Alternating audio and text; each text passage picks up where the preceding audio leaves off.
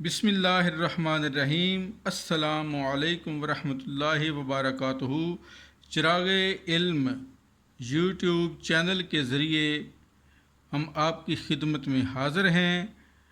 تو اس سے پہلے ہم کلاس 5 کی سائنس کا ٹاپک جانداروں کی جماعت بندی پڑھ رہے تھے۔ تو جانداروں کی جماعت بندی کی ڈیفینیشن جو ہے وہ ہم نے پڑھی تھی کہ جماعت بندی ہوتی کیا ہے۔ اب ہم جماعت بندی جانداروں کی جماعت بندی کے حوالے سے پڑھیں گے، ان کی گروپ بندی کیسے کی گئی ہے۔ تو دی 5 کنگڈم سسٹم آف کلاسیفیکیشن، جماعت بندی کا 5 کنگڈم سسٹم۔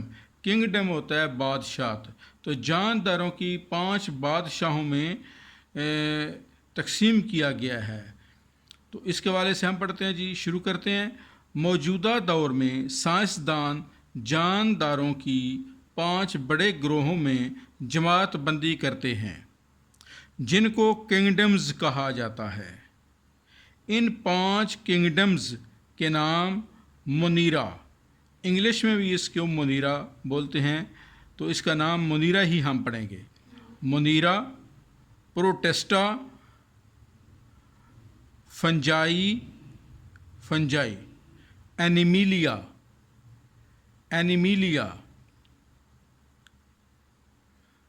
اور پلانٹی ہیں۔ ان کنگڈمز کی مثالیں درج کی گئی ہیں۔ اچھا جی، ان کے نام 5 ہیں: منیرا، پروٹسٹا، فنجائی، اینیمیلیا، پلانٹی۔ ان کے نام یہی اسی طریقے سے یہاں پہ لکھے گئے ہیں، اور ان کی ایک ایگزامپل جو ہے وہ دی گئی ہے۔ منیرا کی ایگزامپل بیکٹیریا، پروٹسٹا کی الجی، فنجائی کی یسٹ، خمیر، مشروم، کھمبی۔ یسٹ یعنی خمیر، مشروم یعنی کھمبی۔ اینیمیلیا جانور، اینیملز جو ہوتے ہیں ان کو جانور کہتے ہیں۔ پلانٹی یعنی پلانٹس، پودے۔ یہ ان کے نیمز ہیں۔ یہ 5 کنگڈمز ہیں۔ ان 5 کنگڈمز کے یہ نام ہیں اور ان کی آگے ایگزامپلز ہیں۔ اب ان کی تھوڑی سی ہم ان جو ایگزامپلز دی ہوئی ہیں، ان کی تھوڑی سی ڈیفینیشنز جو ہے وہ ہم آگے پڑھتے ہیں۔ پہلے نمبر پہ آ رہی ہے جی بیکٹیریا۔ بیکٹیریا یک خلوی جاندار ہیں۔ یہ روئے زمین پر ہر جگہ پائے جاتے ہیں۔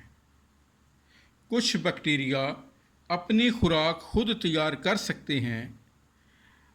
بعض دوسرے جانداروں اور مردہ اجسام میں پائے جاتے ہیں اور ان سے خوراک حاصل کرتے ہیں۔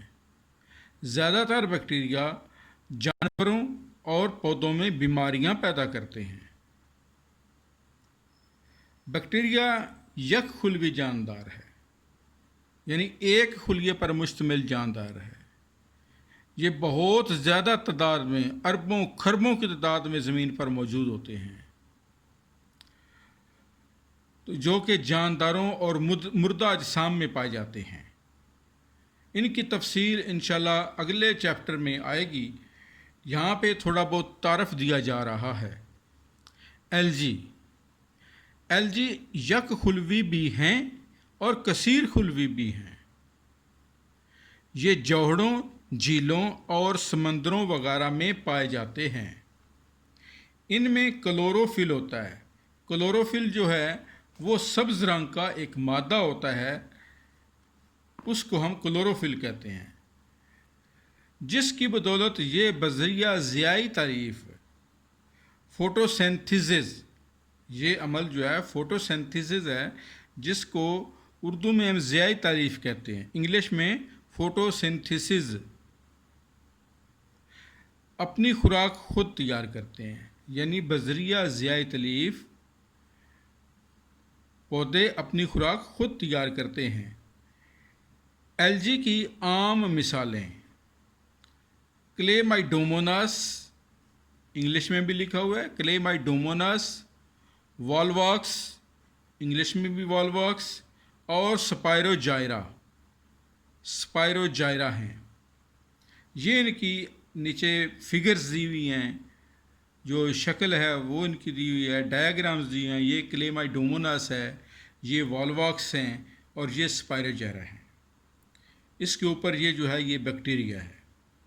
اب ہم پڑھیں گے فنجائی۔ فنجائی یک خلوی، کثیر خلوی یا ریشہ نما، داغا نما صورت میں پائے جاتے ہیں۔ ان سب میں کلوروفل نہیں ہوتا، اس لیے یہ اپنی خوراک خود تیار نہیں کر سکتے۔ یہ اپنی خوراک اپنے ارد گرد کے ماحول سے جذب کر لیتے ہیں۔ خوراک خمیر، یسٹ، رائزوپس، یہ انگلش میں بھی رائزوپس، اور کھمبیاں، مشرومز وغیرہ مختلف قسم کے فنجائی ہیں۔ خمیر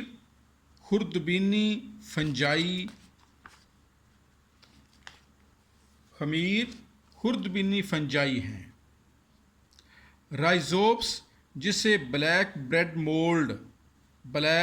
مولڈ بھی کہا جاتا ہے، گیلی روٹی اور پھلوں پر اگتے ہیں، جن کو ہم پنجابی میں الی لگ جانا کہتے ہیں۔ الی لگ جاتی ہے روٹیوں پر اور پھلوں کو، جو زیادہ دیر پڑے رہیں، اس کو ہم جو الی لگتی ہے اس کو ہم کہتے ہیں بلیک بریڈ مولڈ۔ کھمبیاں یہ چھتری نما فنجائی ہیں، کوڑے کرکٹ اور گوبر کے ڈھیروں پر اگتی ہیں۔ اس کا بھی مشاہدہ آپ اپنی روزمرہ زندگی میں کر سکتے ہیں۔ جانور یعنی اینیملز جانور کثیر خلوی جانداروں کا ایک بڑا گروہ جانور ہیں۔ یہ اپنی خوراک خود تیار نہیں کر سکتے۔ یہ اپنی خوراک کے حصول کے لیے پودوں اور دیگر جانوروں پر انحصار کرتے ہیں۔